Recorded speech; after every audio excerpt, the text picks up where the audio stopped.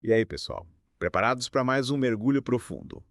Dessa vez, o tema é a Lei Eleitoral Brasileira. É isso aí. Vocês mandaram a gente dar uma olhada em uns documentos slides de um curso de Direito, focados no TSE, o Tribunal Superior Eleitoral. Ah, entendi. E a gente está aqui para desvendar tudo isso, né? Isso. A missão de hoje é entender direitinho os conceitos e como se classificam os crimes eleitorais. Ideias, é? E já vou avisando, até coisas que parecem simples, tipo segurar o título de eleitor de alguém, podem dar problema. Pois é, a lei é super detalhista para garantir que as eleições sejam justas e transparentes. É como construir uma casa, sabe? Você precisa de uma base sólida.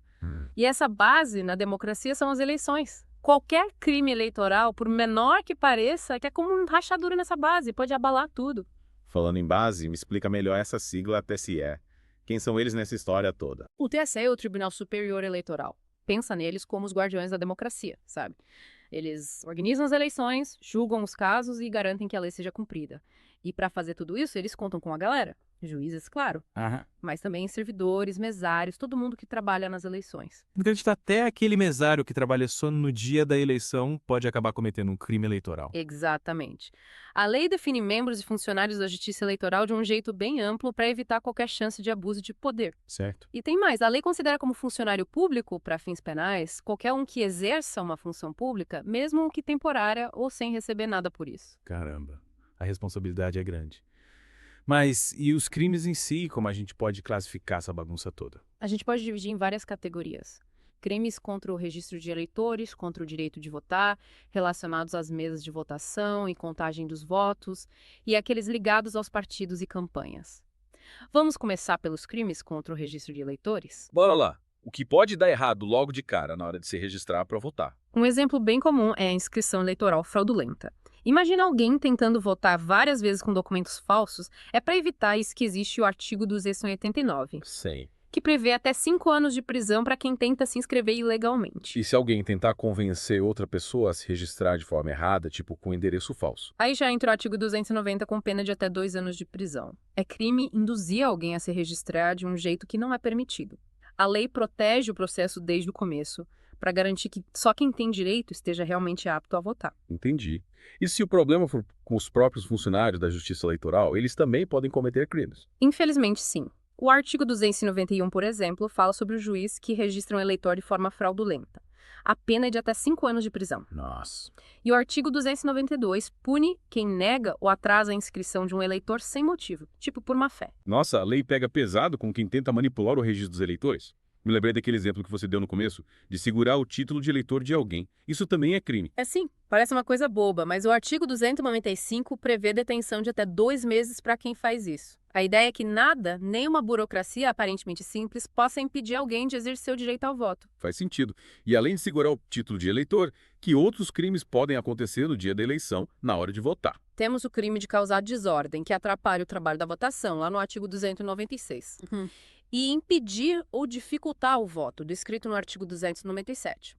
Imagina a confusão se alguém tenta invadir a sessão eleitoral, amedrontar os eleitores.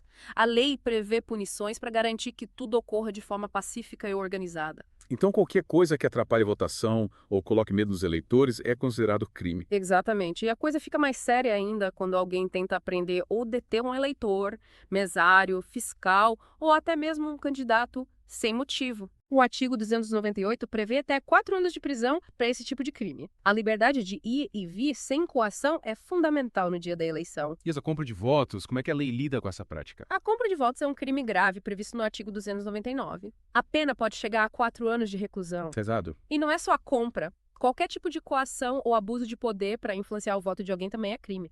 Por exemplo, o artigo 300 fala sobre funcionários públicos que usam o cargo para forçar alguém a votar em determinado candidato. Puxa, essas práticas ferem o coração da democracia, né? A gente precisa ter a liberdade de escolher nossos representantes sem medo. Com certeza. Ah. E a lei brasileira reconhece a gravidade disso, prevendo punições severas para coibir esse tipo de crime.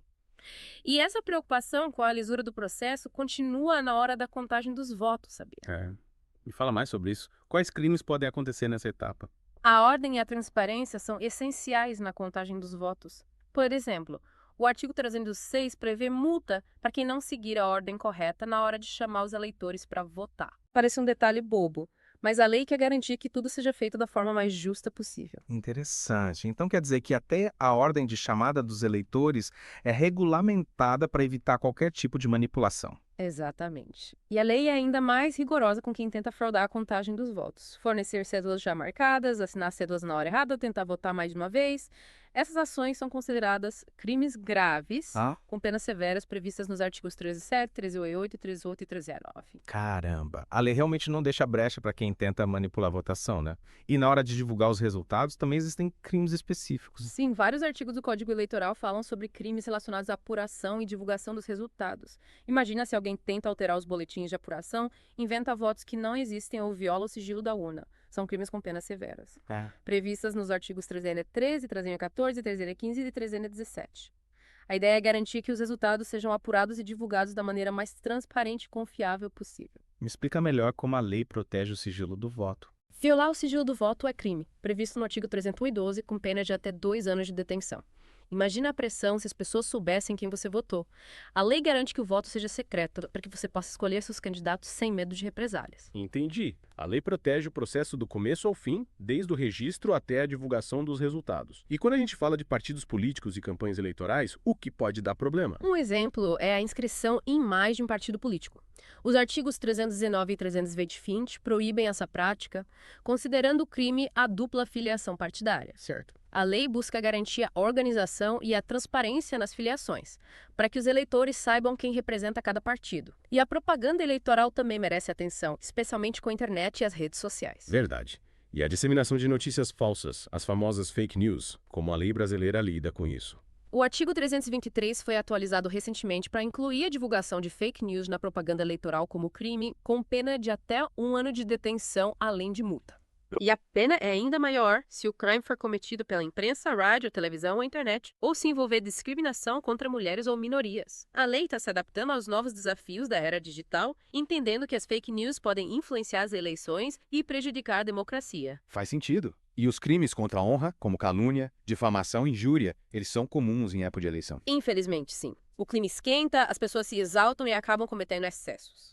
Os artigos 324, 325 e 326 tratam especificamente desses crimes no contexto eleitoral, com penas que variam de acordo com a gravidade. É importante lembrar que a liberdade de expressão tem limites, principalmente quando se trata de atacar a reputação de alguém. E a denúncia caluniosa, como funciona no contexto eleitoral? A denúncia caluniosa, prevista no artigo 326-A, acontece quando alguém acusa falsamente outra pessoa de um crime para prejudicá-la nas eleições. É uma tática suja e criminosa que pode ter consequências sérias para quem é vítima. A lei busca coibir esse tipo de ataque, garantindo um mínimo de ética e respeito durante as campanhas. Falando em proteção, a violência política contra a mulher também é considerada crime eleitoral. Infelizmente, a gente sabe que isso acontece bastante no Brasil. Sim, o artigo 326b, incluído recentemente no Código Eleitoral, trata justamente disso. Assediar, constranger, humilhar, perseguir ou ameaçar uma candidata ou detentora de mandato, usando discriminação de gênero, cor, raça ou etnia, é crime, com pena de 1 a 4 anos de prisão. A lei está se atualizando para combater essa violência e garantir que as mulheres possam participar da política sem medo. Que bom saber que a lei está evoluindo para proteger as mulheres na política. E as fake news também podem ser usadas como forma de violência política contra elas. Com certeza. Espalhar notícias falsas e difamar candidatas é uma tática comum para prejudicar campanhas e intimidar mulheres na política. A lei reconhece isso e prevê punições mais severas para esse tipo de crime. A ideia é garantir que a disputa eleitoral seja justa e que as mulheres tenham as mesmas oportunidades que os homens. E por falar em igualdade, me fala sobre as cotas de gênero nas eleições. As cotas de gênero são uma ferramenta importante para aumentar a participação das mulheres na política. Sim. A lei brasileira determina que os partidos reservem, no mínimo, 30% das candidaturas para mulheres. É uma forma de garantir que elas tenham representatividade e que suas vozes sejam ouvidas. E se os partidos não cumprirem essa regra, o que acontece? Aí temos um problemão. Fraudar a cota de gênero é crime eleitoral com consequências sérias para quem se envolve. Se for comprovada a fraude, os diplomas e mandatos podem ser cassados, não só das candidaturas falsas, mas de todos os candidatos do partido. E aí rola uma recontagem dos votos para ajustar tudo. Uau, a lei é bem rígida nesse ponto. E com razão, afinal, a representatividade feminina é fundamental para uma democracia mais justa e equilibrada. Com certeza. A participação das mulheres na política enriquece o debate público e contribui para a criação de políticas públicas mais eficazes para toda a sociedade. E além de tudo que a gente já conversou, existem outros crimes eleitorais que a gente precisa saber. Sim, o Código Eleitoral é bem extenso e aborda vários tipos de crimes, como falsificar documentos para fins eleitorais, desviar recursos de campanha, atrapalhar a propaganda eleitoral, interferência de outros países nas eleições. É muita coisa. É muita informação. Mas é importante ter essa visão geral para entender a complexidade do assunto e a importância de combater os crimes eleitorais em todas as suas formas. Afinal, a democracia é um bem precioso que a gente precisa proteger. Concordo. A conscientização é fundamental para garantir eleições limpas e que representem a vontade do povo. E para a gente testar o que aprendemos até agora, que tal algumas questões de concursos públicos sobre crimes eleitorais? Bora lá. Vamos ver se você tá craque na legislação eleitoral. Preparado para o desafio. A primeira questão é da prova do Ministério Público do Estado do Tocantins, de 2021. Presta atenção no enunciado. Considerando o disposto na Lei NUM 14.009C 2021-G21-D21 sobre crimes eleitorais, julgue os itens a seguir. Manda ver. Tô pronto para analisar as alternativas e te ajudar a achar a resposta certa. Terminei. As penas por caluniar, difamar ou injuriar alguém na propaganda eleitoral aumentam de 1/3 a metade se qualquer desses crimes é cometido com menosprezo ou discriminação à condição de mulher. Esse tem que estar corretíssimo. A Lei 114.199/2021, que alterou o Código Eleitoral, realmente aumentou as penas para crimes contra a honra quando rola menosprezo ou discriminação contra a mulher na política. É mais um exemplo de como a lei está se modernizando para proteger as mulheres. Show. E o itemzão? Para caracterizar o crime de assediar, constranger, humilhar, perseguir ou ameaçar uma candidata, considera-se, além do menosprezo ou da discriminação à sua condição de mulher, menosprezo ou a discriminação à sua cor, sua raça ou sua etnia. Também tá certo. O artigo 306b, que trata da violência política de gênero, inclui o menosprezo ou a discriminação por cor, raça ou etnia da vítima como agravantes, ou seja, a lei reconhece que esses fatores tornam o crime ainda mais grave. Perfeito. E o item tesão?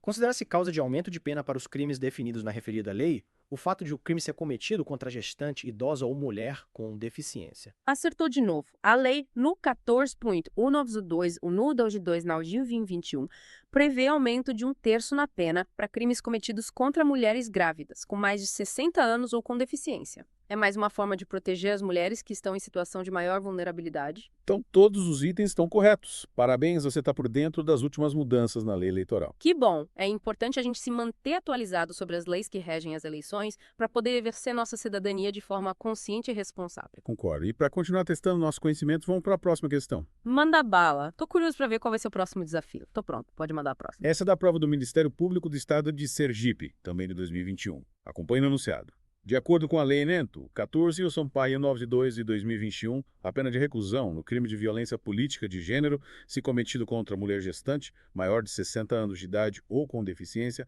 pode chegar. Quais as alternativas? Vamos analisar as alternativas com base no que já vimos sobre o artigo 326b do Código Eleitoral. Alternativa A, 2 anos. Negativo. A pena base para violência política de gênero é de 1 a 4 anos de reclusão. 2 anos é muito pouco, considerando a gravidade do crime. Alternativa B. 3 anos e 6 meses. Também não. Lembre que a pena pode aumentar em 13 se o crime for cometido contra mulher gestante, maior de 60 anos ou com deficiência. Essa alternativa ainda está abaixo do limite. Alternativa C. 4 anos. Essa é a pena máxima prevista no artigo 326b, mas sem considerar os agravantes. A gente precisa levar em conta a situação específica da vítima. Alternativa D. 5 anos e 4 meses. Acho que essa é a resposta certa. Se a gente aumentar a pena máxima de 4 anos em 13, chegamos exatamente em 5 anos e 4 meses. Parece que a banca do concurso quis testar se a gente sabia aplicar o agravante. E a alternativa I? 7 anos. Passou do limite. Mesmo com o agravante, a pena não pode ultrapassar o máximo previsto na lei. Então a resposta correta é a alternativa D. 5 anos e 4 meses. Mais um ponto pra gente. Essa aí. Estamos dominando essa legislação. Qual a próxima? Essa agora é da prova do Tribunal de Justiça do Maranhão de 2022. O enunciado diz: no que concerne aos crimes eleitorais e ritos da ação penal eleitoral, assinale a opção correta. Preparado. Pode mandar. Alternativa A. Admite-se a tentativa no delito de corrupção eleitoral. Correto. Assim como em outros crimes, a tentativa de corrupção eleitoral também é punível, mesmo que a pessoa não consiga completar o crime. Ou seja, só de oferecer ou prometer alguma vantagem em troca de votos já é considerado crime. Alternativa B. Para a tipicidade da corrupção eleitoral, é imprescindível que a conduta típica seja praticada por candidato devidamente registrado na Justiça Eleitoral. Falso. A corrupção eleitoral não é exclusividade dos candidatos. Qualquer pessoa pode cometer esse crime. Se alguém oferece ou recebe vantagem em troca de votos, já era. Está cometendo um crime eleitoral. Alternativa C.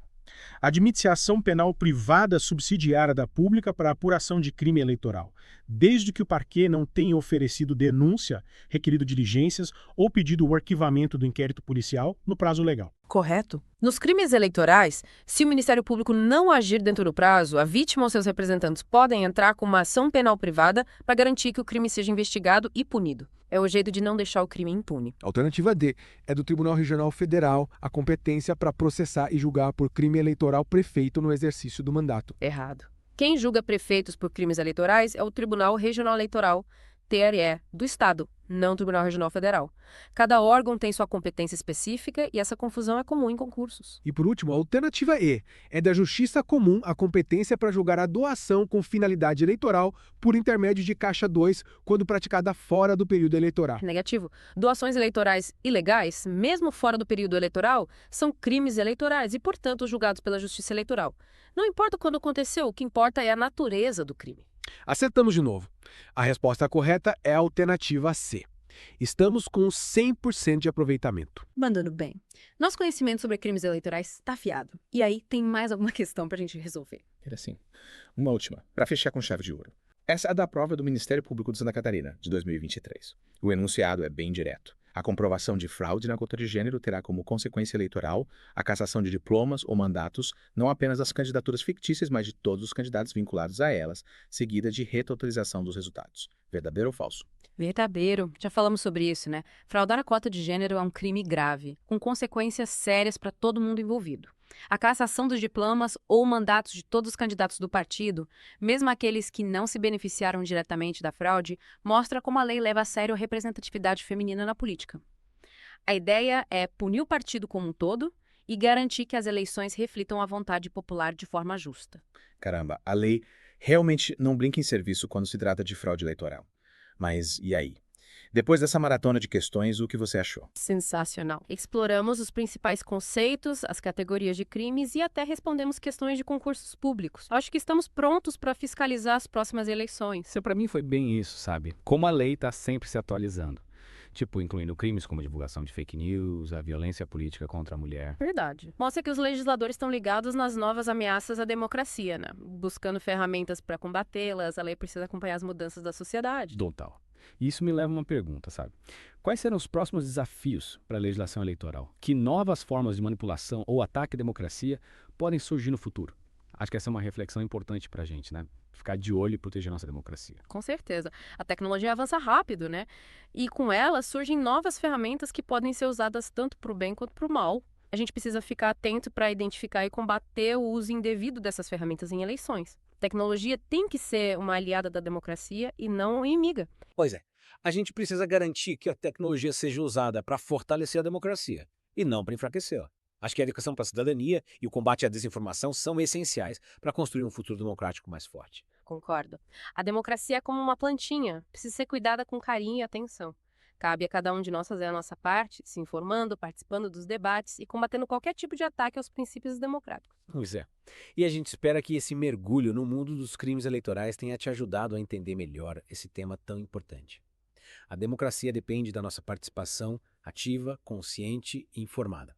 Continue se informando, pesquisando, questionando e participando das discussões. Afinal, o futuro da democracia está nas nossas mãos. É isso aí. Valeu pela companhia nesse mergulho e até a próxima. Tchau, pessoal. Fiquem ligados e até mais. Esse é